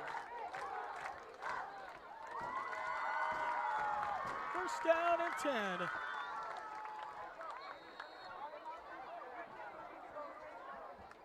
Our current progress is 43-6, which is a huge gap between us Wildcats and Quincy Jackrabbits, while having 9 minutes to go on the third quarter. And pretty much there's been many tackles this game tonight, and I'm pretty impressed with both teams because I never seen so many tackles in just one game since it's my first year commentating as for football, and pretty much everyone's doing amazing here tonight, which I give credit to everybody. Wildcats have not allowed a lot of broken tackles here this evening, limiting that Quincy Jackrabbit offense. Right now here offensively, the Wildcats are getting ready. Ball again into the hands of Wapsheli. Flags in the backfield. Wapsheli is going to be brought down near the 2-yard line, but it looks like it's going to be a flag in the area of holding, and it is. First down and 20 coming up. And this is something you don't want to see too if you're the Wildcats. You don't want to get off to slow starts in the second half, especially when you're going to play up against teams like Ellensburg and Sela and Ephrata. You cannot come out of the locker room looking as sluggish on the offensive side of the ball as you are now. Wapsheli doing a great job playing the quarterback position here tonight. He needs to put confidence in his team and tell them, hey, let's get this together. We know we can score. We know we can make this a good one. Let's go ahead and do that. So Wapsheli once again, first down and 20. Motion there, Tegan Hernandez. The other side, and now Wapsheli running it himself. Threw a couple of tackles all the way near the original line of scrimmage. Gains about 11 on that one. For a gain of 13 on the play. Second down.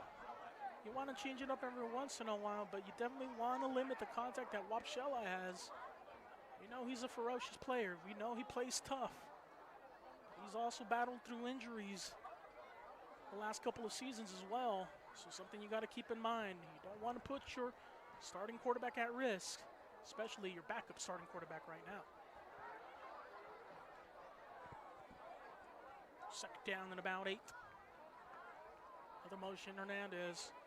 Wapsheli rolling out to his right. Trying to find Davila. High points it, and another touchdown. Jack Davila. Over 100 receiving yards here tonight and 2 touchdowns. Everybody getting a little bit of an offensive taste. And that was great. Wapsheli once again staying in the pocket. That's where he's been his strongest all night.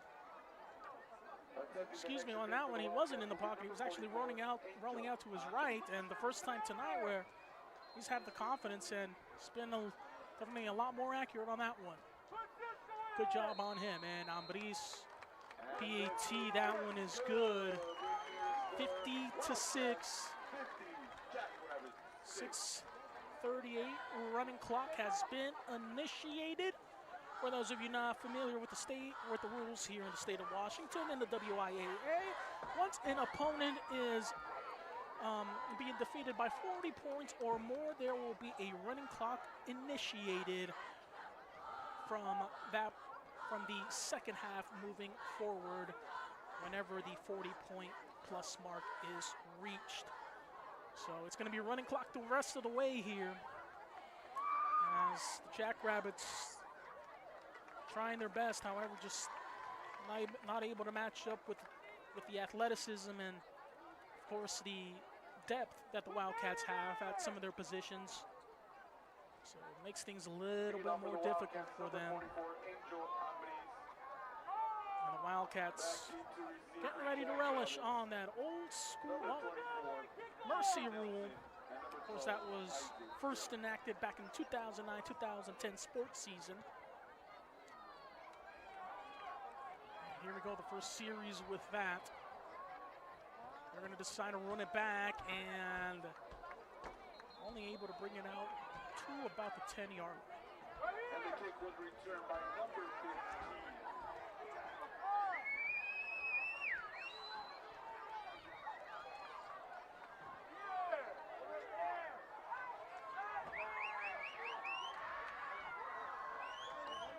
So here we go once again. And the Jackrabbits will start their drive at the 11. Looks like the Wildcats are going to put a few more reserves in there, and what a great opportunity for some of those younger players to get some reps, perhaps make a good play in here and be a contributor in the future. You know, and it's games like this is where if you're a younger player or a player that's looking to earn more playing time, this is when you want to take advantage of these situations, is, you know, show that what you got. Give some good effort, make a good play out there, because you never know. Your number might be called up next week, especially when injuries are just so prevalent in football, week in and week out. You never know when you might have an opportunity to play some Friday Night Lights. So second down and about 8 to go after that carry from the Jackrabbits. It's running clock, 5 minutes and running remaining.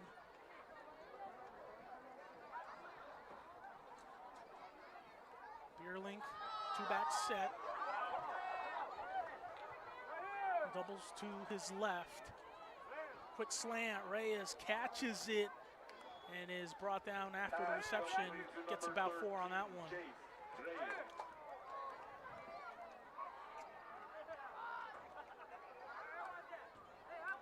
Wildcats, one thing that they weren't doing the first couple of games is getting some fresh bodies in there, and of course, with the score the way it is right now, that's what you want to see. You want to get some fresh bodies in there, get some of these younger and inexperienced players some time, see how they play at this tempo, at this level. Wildcats still with some key starters out there, but slowly starting to fill in those roles with some depth players. Beerlink able to get that pass and completes it near the 30-yard line. Pass completed to number 13, Jace Reyes for Jackrabbit, first down. And Reyes has been an effective receiver here tonight. However, the scoreboard is just not showing it. He's had a few receptions, quite a few receptions here tonight. Nearing 70 yards or so on the receiving end. So Beerlink again, this time trips to his left from the pistol. Motion there. Beerlink waiting for the snap, and somebody had to jump off sides. Flag on the play. I believe that is going to be a false start. And looks like that's going to be the Wildcats' 7th penalty. And so that's going to give the Jackrabbits 5 free yards.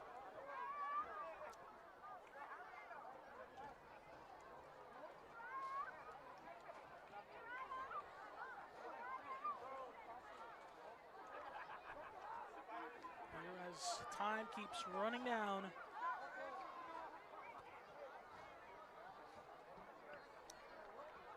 With basically 2 minutes remaining, almost ending this third quarter, pretty much Wildcats have made very big effort against the Quincy Jackrabbits. And from what I see, that they're making a good effort, which is pretty good. And new players come and go. And what I would recommend is like different players on the field to let them at least give a try to play on the field. And pretty much everybody's doing their best that they can, which makes everybody have an effort to play on the field while we're seeing this on live right now. Score 50-6. Wildcats leading big. And the effort all night tonight, all over the field. Many multiple facets of the game: kickoff, special teams, defense, offense, and met in the backfield and nowhere to go. Loses about 4 yards on that one. Number 12 on the carry, Isaac Gray, stopped by number 55, Carlos Melgoza. And Melgoza, a familiar face down there on the field, making plays like he does. Third down and long. For the Quincy Jackrabbits, just maybe you want to make a good play. You want to get it deep down the field. That's what you decide to do. Right now, it's about gaining experience, trying to make something happen, tune up, get ready for next week. Beerling being pressured and sacked from behind the line of scrimmage again. And fourth down coming up again.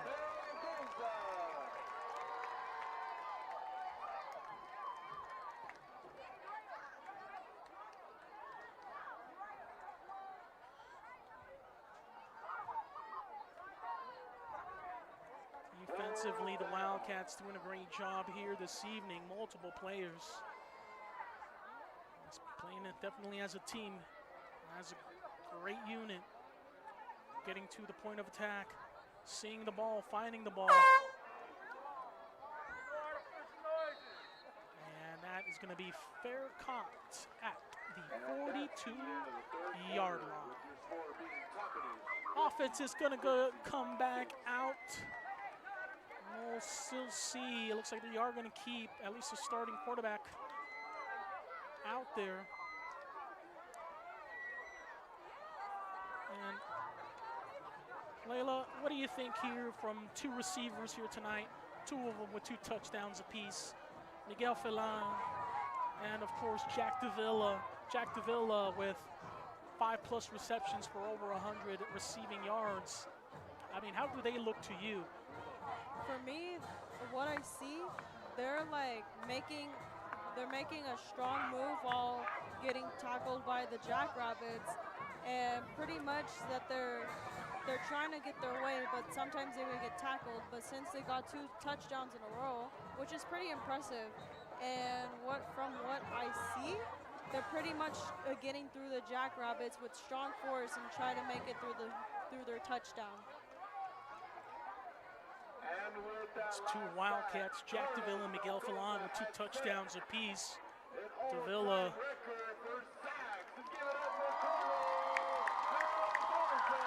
and Carlos Melgoza officially breaking a record. Most sacks. Any top-notch high school player.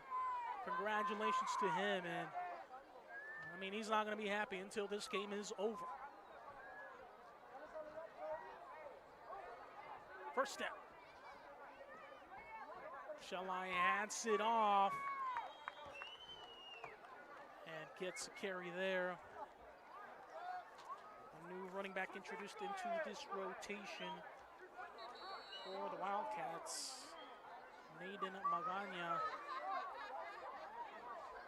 Naden Magana with the run. First down, second down, and about 5 to go.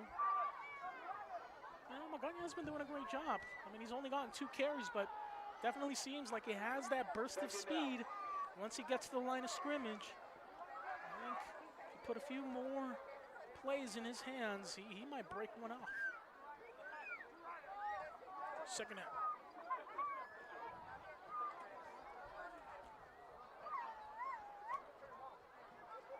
Again, Magana slipping through tackles, still holding on to the ball, getting near the first down marker.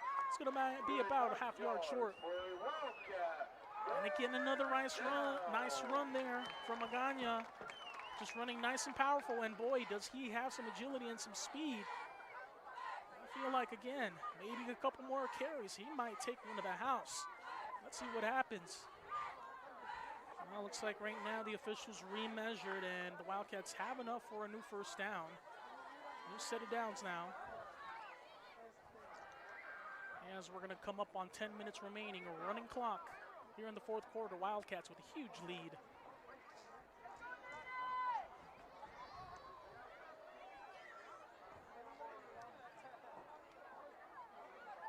Shelly again, Magana. Magana with the run for a gain of 5 on the play. Gains another 5, and right now, Magana showing some nice film down on the field when he's running the ball. Has yet to have a negative carry.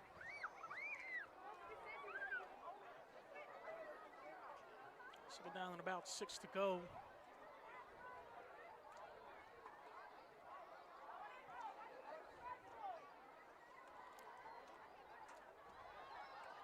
Wildcats setting up.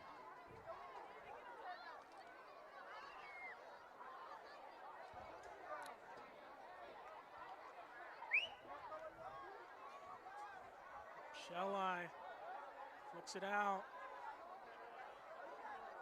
Forcing to run the other way around. Trying to hang on to the ball. And it looks like a flag's going to come in there late. Pass complete to number 8, Luis Ramos, flag on the play. Luis Ramos on that reception. However, that would count as a run as the pass was behind the line of scrimmage. And behind the line of scrimmage, so it does not count as a forward pass. That's going to be a rush, I believe. Personal foul on the Jackrabbits. So that's a personal foul called Helmet to helmet hit, and that'll give on Quincy. the Wildcats a first down. And now the Wildcats get deep into the red zone territory, nearing it. We're at about the 28-yard line. 8 minutes and counting remaining. Running clock situation as there is a mercy rule here in the state of Washington. Once an opponent is leading by 40 or more, the clock will continuously run. Magana again finds a big hole. Look at that, running through tacklers all the way near the 20-yard line. Magana with the run for a gain of 9 on the play. I think there's one thing Nate Magana is not going to be doing here tonight, and he's not going to be going backwards, that's for sure. The third running back here tonight to take some snaps. Of course, this is coming during just the end of the game now, pretty much. Wildcats with their huge lead.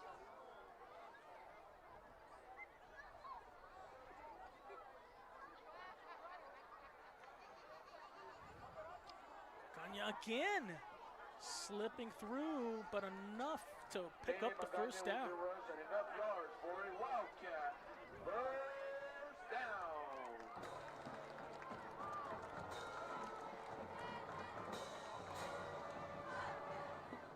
So another set of downs for the Wildcats. Wildcats already leading by a wide margin. Pretty much essentially just run the ball here for the last 8-9 plays. With 6 minutes remaining, the Toppenish Wildcats is pretty much in a very huge lead compared to Quincy Jackrabbits. and pretty so far, the game has been amazing. Both teams made excellent effort and powerful moves during tackles and slide tackles during the game. And mostly, since we have a pretty much lead, everyone's doing amazing no matter what. No matter what the team has or how many points that they have, they're still doing their best. And I give credit to both teams because they're making their best effort tonight during this game. Now that last play, Wap Shellab with the second interception of the contest. Something that you want to keep track of. Not too much of a factor here tonight in terms of turnovers due to the score, but something that coaching staff and everybody else like that might want to keep a tab on. Wildcats still leading big, 50-6. Running clock situation, timeout has been called. We'll take a short, quick timeout and be back.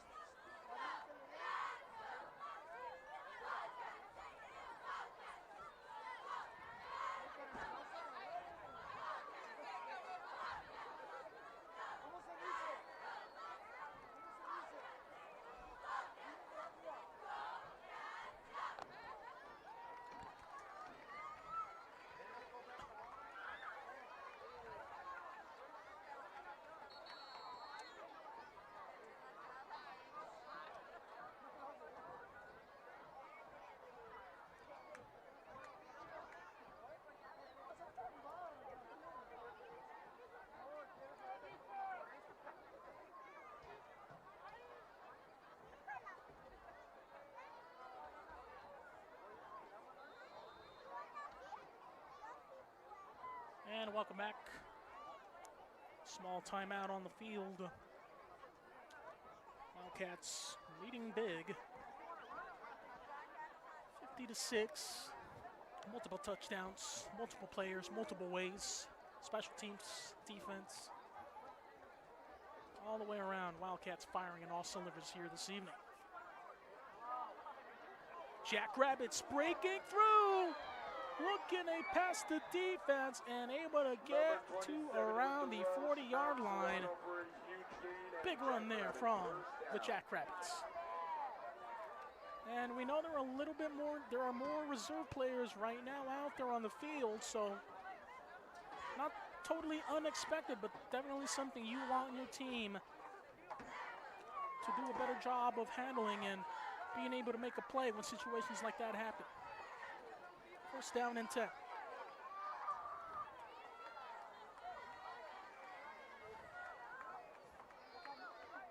Wildcats taking a measure here. Two-back set. Handed it off and stopped right there at the line of scrimmage. Max Serrano with the run, stopped by number 55, Carlos Melgoza. Melgoza doing a great job, and already a historic night for him. All-time leading sack leader for the THS Wildcats.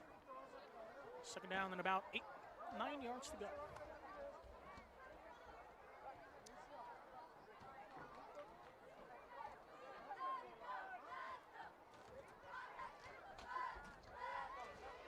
Wildcats going to travel next week. More tough games, of course. Schedule's not easy this season, once again. As if the CWEC is ever an easy schedule. Backup quarterback in there now. He's going to take it and run it himself. Gains a couple. Number 12 with the carry. Third down. Isaac Gray. About 3:40 and counting remaining. Wait, look. Right now, the Wildcats are on the defensive side of the ball. Who would you say on the defensive side would be a player of the game to mention? For me, like a player, I would feel like it would be between Zeke Ramirez and who else? It would probably be Miguel Falan. because they're pretty amazing of like what they do. They're pretty fast on their feet, and they know how to respond quick when a player is aiming towards them during a tackle. And I feel like they would be pretty good for defense. Two great players that have minimized the offensive attack of the Quincy Jackrabbits here this evening. Also mentioned Carlos Melgoza, who's had a historic night here this evening as well. All-time sack leader now for the Wildcats. Believe you me, he wants this game to be over so that way he himself can enjoy the moment.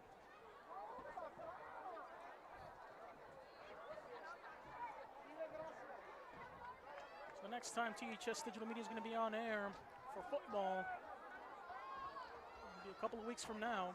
Wildcats are on the road once again. Going to catch our game tuned in live here at THS Digital Media Network. And again, another big run all the way up to the 40-yard line. Second down coming up. And now more than likely, we're not going to see the offense for the Wildcats again. Layla, what do you think on offense? Who are two players that stand out to you on the offensive side of the ball? For me, it would, for offense, I would feel like, let's see, for Angel Ambris and maybe Ruben Tarula, because I don't really hear from them much, and I would feel like they would be pretty good for offense as well, which they made pretty much a good effort, but they might need some time to play offense during the field. Here we go as the Jackrabbits trying to get this snap and ball on the ground again. The Wildcats, are they able to jump on it? And they're not. The Rabbits able to save their possession there, but time is starting to run out. Less than 70 seconds and counting remaining.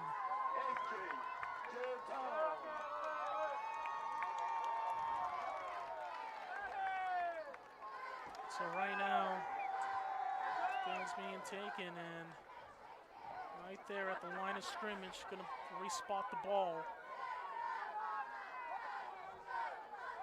Homecoming, great tradition all around the United States. I hope you're enjoying yours. Thank you for joining us here. Festivities for homecoming. And of course, homecoming dance tomorrow night, and a big hit there by the Wildcats. Quarterback keeper On for a game Quincy of Jackrabbit, 5 on the play. Isaac Greg taking over the quarterback duties here in the fourth quarter. 14 seconds remaining, and looks like Jackrabbits will just let this one run out, and the Wildcats get a bounce back win after last week's tough loss to the Prosser Mustangs. And what a great way to show it here this evening. Final score here from Bob Wittersfield in Toppenish, Washington. Wildcats 50, Quincy Jackrabbits 6. Let's take a look at some scoring statistics. Lyle Wapshelai passing for about 200 yards, 4 touchdowns, and 2 interceptions. And then on the ground, well, what do you know, Zeke Ramirez with 90 rushing yards on about 12 carries. Great rushing yardage for him this evening.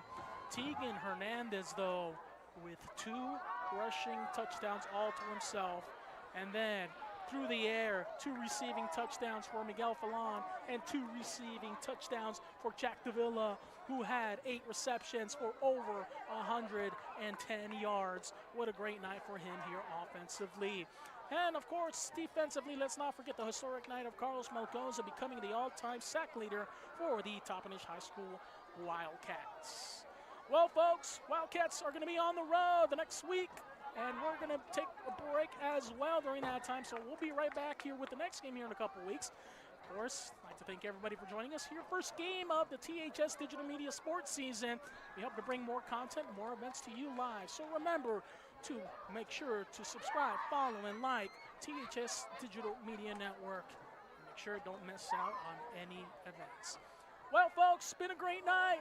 Homecoming festivities continue, and we hope you enjoyed yours here this evening.